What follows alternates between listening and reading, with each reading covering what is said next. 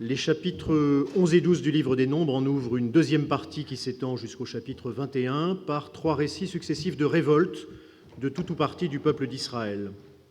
Ce thème de la rébellion unifie d'ailleurs l'ensemble de cette deuxième grande section du livre qui est centrée par la péricope de Kadesh en Nombres 13, 1, 20, 13. Les deux extrémités de la section Nombres 11-12 et Nombres 20, 22, 22, sont unifiées par le thème de la marche au désert, rythmées par des notices d'itinéraire et reliées par un vocabulaire commun, le verbe itpalel en particulier, et par la structure identique de trois récits, Nombres 11, 1, 3, 12, 1, 15 et 21, 4, 9. Dans chacun de ces récits, dont la structure est identique, la colère de Dieu débouche sur une sanction dont l'application est interrompue par l'intercession efficace de Moïse, dont l'autorité et le rôle particulier sont ainsi mis en valeur. Dans ce contexte littéraire, l'originalité de la péricope de Nombres 11, 4, 34 apparaît évidente. Elle est reliée à la précédente et au récit qui la suit par l'usage d'une même expression, Vaïrach Af, retrouvée en Nombres 11, 1, 10 et 12, 9. Cette formule décrit la réaction divine à la révolte du peuple. Pourtant, le récit de Nombres 11, 4, 34 ne suit absolument pas le schéma narratif des épisodes qui l'encadrent et n'en reprend pas la structure. Il combine de manière assez complexe deux thèmes narratifs, le don de la nourriture, le don d'écailles, et l'autre relatif à l'aide que 70 anciens apportent à Moïse pour assumer la charge du peuple.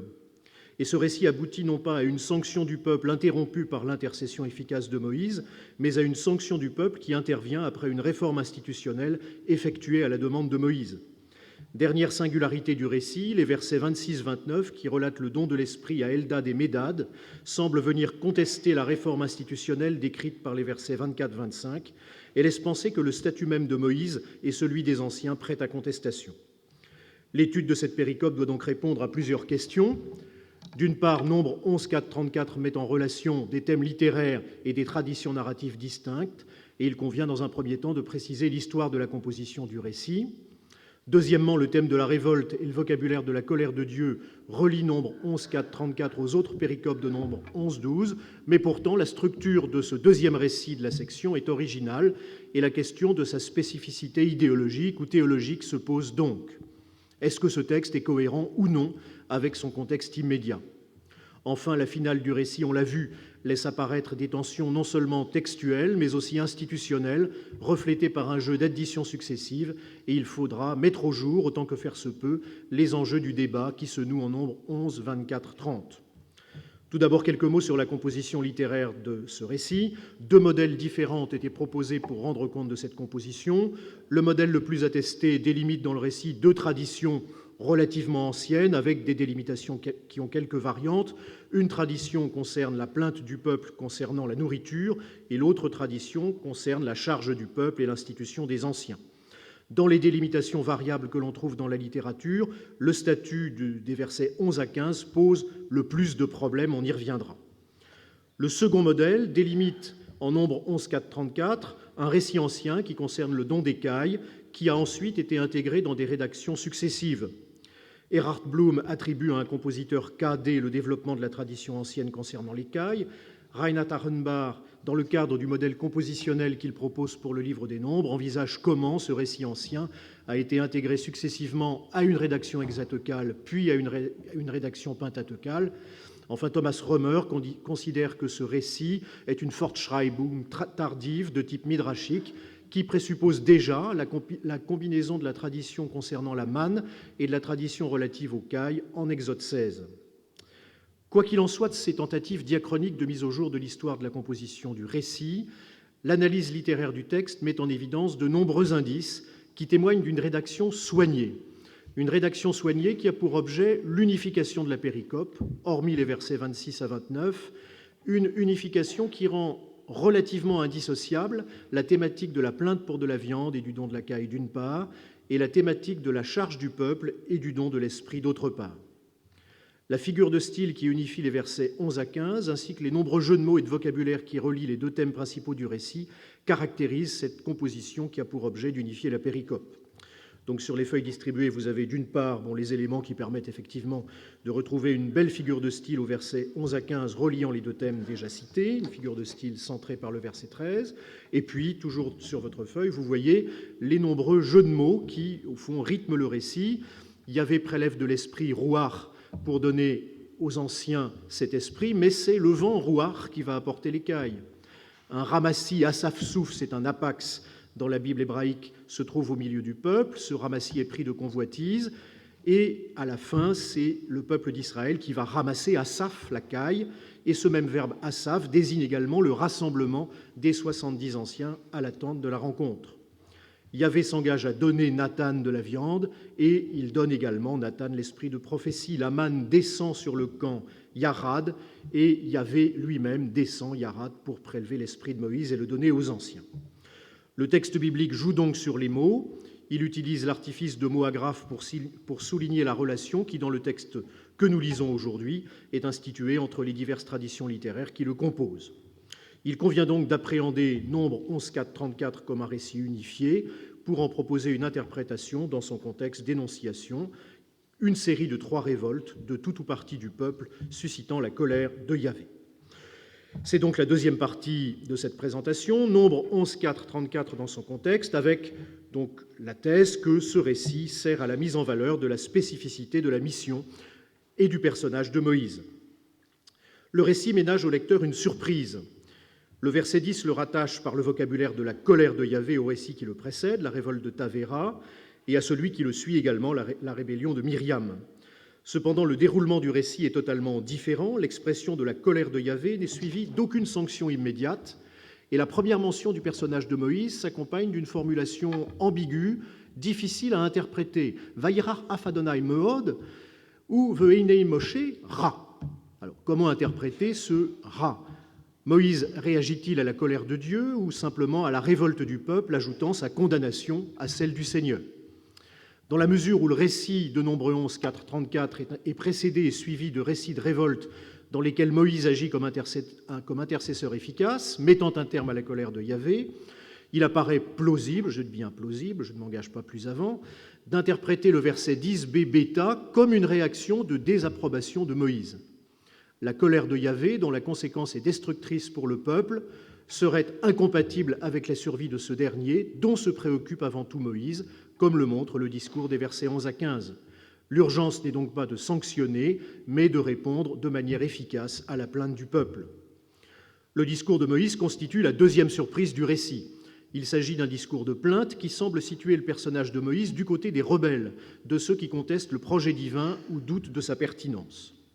C'est pourquoi la réponse divine aux versets 16 et 17 constitue une troisième surprise. La plainte amère de Moïse ne suscite aucune sanction, mais constitue le point de départ d'une réforme institutionnelle qui a pour objet de le rendre capable d'effectuer sa mission sans que sa primauté soit contestée. C'est en effet une part de l'esprit qui est en Moïse qui est prélevée pour être donnée aux anciens. Le don de l'esprit aux anciens n'est donc pas un don direct, sans intermédiaire, il requiert la médiation de Moïse. Comme le fait remarquer Reinhard Achenbach, la reconstitution d'un groupe d'anciens est rendue nécessaire dans l'économie narrative de la Torah par la crise idolâtre d'Exode 32. Les 70 anciens présents lors de la conclusion de l'Alliance en Exode 24, 1-9 sont disqualifiés par leur révolte, et le récit de Nombre 11 peut être considéré comme un supplément tardif qui restaure, dans le contexte du livre des Nombres, cette institution non sacerdotale. Il est clair que la mise en place d'un tel groupe ne trouve pas sa place dans la logique institutionnelle post-sacerdotale, reflétée par toute la première partie du livre, les 10 premiers chapitres, reflétée également par les récits et les lois de Nombre 16-18, et reflétée surtout par la troisième partie du livre, dans laquelle le grand prêtre Éléazar est présenté comme le premier responsable cultuel et politique de la communauté d'Israël. L'institution des anciens qui bénéficient du don de l'esprit prélevé sur Moïse met en relief le charisme spécifique de Moïse et propose en même temps une alternative au gouvernement sacerdotal mis en valeur par les sections législatives et par la dernière section du livre des Nombres. Envisageons maintenant le lien qui peut exister entre Nombre 11, 1, 3, premier récit de colère, Nombre 11, 4, 34, deuxième récit, et Nombre 12, 1, 15. La spécificité théologique de Nombre 11, 4, 34 a été précisée, mais comment envisager les relations de ce récit avec les péricopes qui l'encadrent ? Ces relations sont débattues. Perlite oppose l'approche de Nombre 11, 24, qui envisage l'action prophétique conjointe de Moïse et d'un groupe de 70 anciens. Il oppose cette approche et celle de Nombre 12, 6, 8, qui viendrait corriger, d'une certaine mesure, Nombre 11, 24 et suivants, en établissant une césure claire entre Moïse et les autres prophètes. Au contraire, Erhard Bloom considère que les récits de Nombre 11 et 12 traitent l'un et l'autre d'un même thème, le lien entre Moïse et la prophétie, en s'adressant à des groupes divers. En Nombre 11, l'esprit dont bénéficient les anciens n'est autre que celui de Moïse, mais il est seulement l'esprit de Moïse. Et la supériorité de Moïse est, selon Bloom, établie par le récit lui-même, ce qui correspond exactement à la perspective de Nombre 12, qui aboutit à la même conclusion par un autre raisonnement. Yahvé parle véritablement aux prophètes, mais sa manifestation à Moïse est exclusive, personnelle et inégalable. Plus récemment, Thomas Römer a souligné le contraste qui existe entre Nombre 11 et Nombre 12, tandis que Nombre 11 développe une conception charismatique et prophétique d'Israël qui n'a pu se développer qu'à une époque tardive, comme le suggèrent les parallèles avec Isaïe 59, Isaïe 63. Nombre 12 aurait pour fonction de mettre en relief le rôle et le statut exclusif de Moïse, qui seul voit la Temunat Adonai.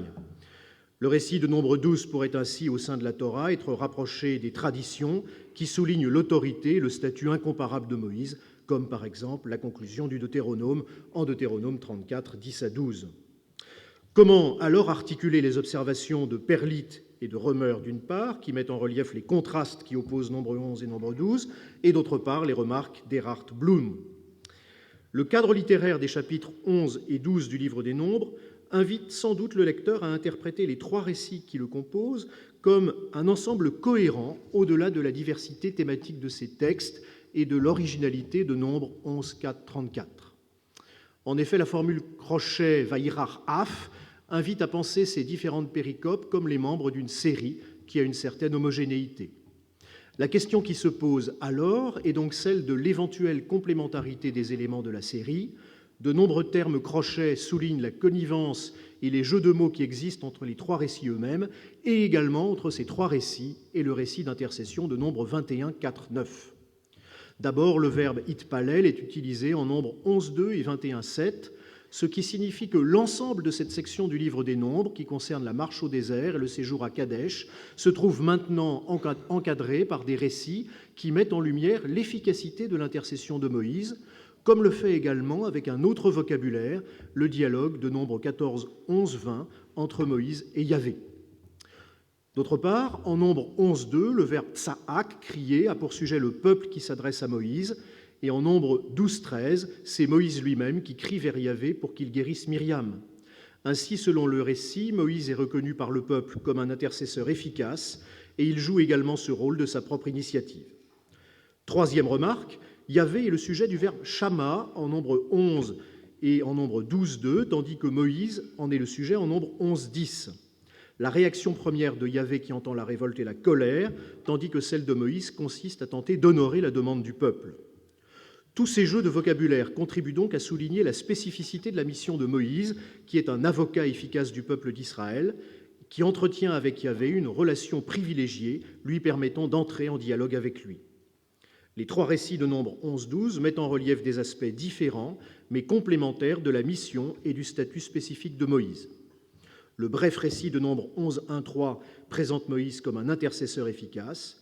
Cet aspect de sa mission sera repris et développé en Nombre 14, 11, 20, puis de nouveau au terme de la deuxième section du livre des Nombres en Nombre 21, 4, 9. Le récit de Nombre 11, 4, 34 montre comment le don de l'Esprit qui est fait aux 70 est celui de l'Esprit dont Moïse lui-même a bénéficié le premier, et ce récit met donc en lumière la primauté de Moïse vis-à-vis du groupe des 70. Enfin, le récit de Nombre 12 confirme l'existence d'une différence de statut entre Moïse et les prophètes. Seul Moïse a le privilège de parler directement avec Yahvé et de voir la Temunat Adonai. Ces différents éléments convergent pour envisager non seulement Nombre 11-12, mais également Nombre 14, 11 à 20, Nombre 21, 4 à 9, comme des récits ayant en commun la mise en valeur de la responsabilité unique de Moïse au service de la pérennité de la relation qui unit Yahvé et le peuple d'Israël. Cependant, au sein du récit de Nombre 11, 4, 34, les versets 26 à 29 semblent venir contester une telle perspective. Donc, essayons de voir comment. Ces versets ont un statut particulier. Ils introduisent des personnages jusque-là totalement absents du récit, Eldad et Médad. Il constitue une unité narrative brève et cohérente qui se greffe sur l'intrigue développée par les versets 11 à 17, 24 et 25, puis 30. Mais ces versets 26 à 29 ne sont pas indispensables à la résolution de cette intrigue. Ils viennent, nous l'avons dit, contester le récit qui les précède, puisque, selon Nombre 11, 24 à 25, les 70 anciens possèdent l'exclusivité de l'activité de prophétie qui résulte du don de l'Esprit. En présentant Eldad et Médad comme les sujets d'une activité prophétique accréditée par Moïse, le récit des versets 26-29 vient remettre en cause cette exclusivité.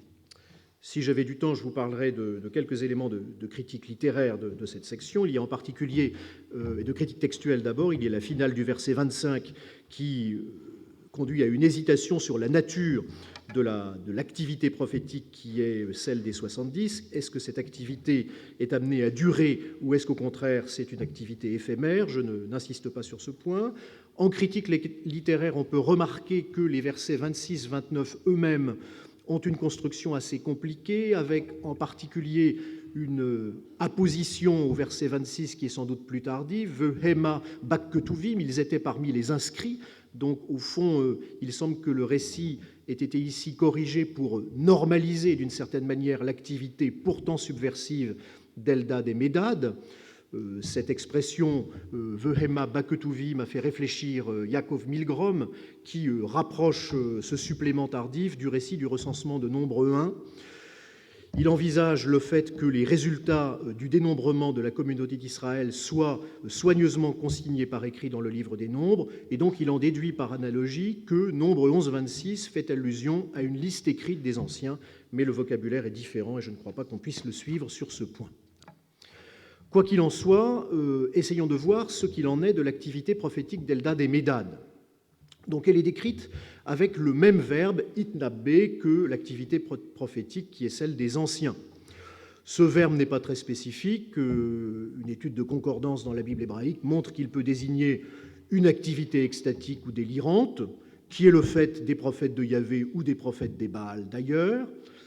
Il est parfois utilisé également pour décrire l'activité des faux prophètes qui vont égarer le peuple, et puis il désigne parfois une activité prophétique qui est exercée au nom de Yahvé et qui est accompagnée cette fois d'un message susceptible d'être compris par ses destinataires. Le récit de Nombre 11, 24, 30 ne mentionne quant à lui aucun discours de type prophétique et ne fait référence à aucune activité délirante ni extatique. En réalité, ce texte ne paraît pas avoir pour objet de décrire précisément la nature de l'activité prophétique à laquelle se livrent les anciens d'une part et Eldad et Médad d'autre part. La pointe du texte semble se situer ailleurs. En effet, tant pour les 70 anciens que pour Eldad et Médad, l'activité prophétique dont il est question ici a une spécificité. Elle est exercée au nom de Yahvé, elle procède d'un don de l'esprit dont Yahvé a l'initiative, mais tandis qu'en Nombre 11, 24, 25, le don de l'esprit est conditionné par l'appartenance au groupe des anciens, par la médiation de Moïse, par la participation à une liturgie à l'attente de la rencontre, Nombre 11, 26, 29 accrédite la possibilité d'un tel don sans intermédiaire et sans limitation. C'est tout le peuple qui est appelé à en devenir le bénéficiaire. Le vocabulaire utilisé en Nombre 11, 26, 29 conduit en tout cas à identifier ce texte comme tardif. Le parallèle qui existe en particulier entre Nombre 11, 29b et Joël 3, 1 est classique. Les deux textes ont en commun de décrire un don universel de l'esprit en lien avec une activité prophétique. Les perspectives eschatologiques de Joël 3 ne sont évidemment cependant pas retrouvées en Nombre 11. Le discours de Moïse a en Nombre 11 pour fonction de contester une conception restrictive du don de prophétie exprimée par le discours de Josué au verset 28. Ainsi, les personnages d'Eldad et Médad symbolisent et représentent le peuple dans son ensemble. À travers ces deux personnages, c'est Israël tout entier qui est invité à se reconnaître comme peuple prophétique du fait du don de Yahvé. Le supplément mettant en scène Eldad et Médad invalide donc, d'une certaine manière, le contrôle institutionnel du don de l'esprit tel qu'il apparaît en Nombre 11, 24, 25. En Nombre 11, 26, 29, celui-ci n'a plus lieu en présence de Moïse ni à l'attente de la rencontre. Pour le dire autrement, l'esprit donné par Yahvé rejoint directement les croyants. Cette affirmation n'est pas sans rappeler des formulations prophétiques assez polémiques, comme celle de Jérémie 31, 31, 34, Je donnerai mes taureaux en eux, je les écrirai sur leur cœur, verset 33, ou encore, ils ne s'instruiront plus entre prochains, entre frères, verset 34. On peut interpréter ces oracles comme la critique d'une compréhension de la révélation qui se limiterait à une Torah écrite transmise par des scribes. Le supplément de Nombre 11, 26, 29 viendrait ainsi contester, selon une perspective prophétique tardive, la compréhension de la révélation reflétée par le récit des Anciens en Nombre 11, 24, 25 et 30. Il est temps de rassembler les différents éléments que nous avons envisagés pour conclure. Le récit de Nombre 11, 4, 34 constitue donc, hormis les versets 26, 29, une composition littéraire unifiée qui, dans le cadre des 3 péricopes de Nombre 11, 12, reliées par le thème de la colère de Yahvé, met en valeur le rôle particulier de Moïse au service de la relation qui unit Yahvé et son peuple.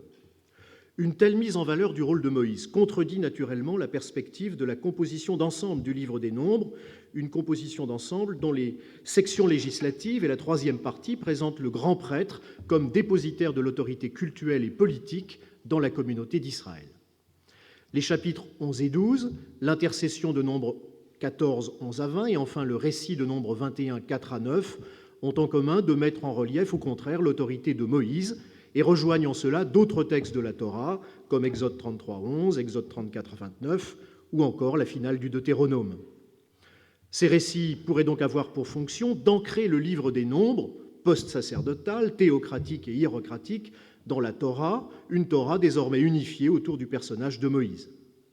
Quant aux versets 26 à 29 du chapitre 11, ils expriment une distance vis-à-vis de la médiation mosaïque de la révélation et donc vis-à-vis du rôle prééminent de la Torah que cette idée véhicule.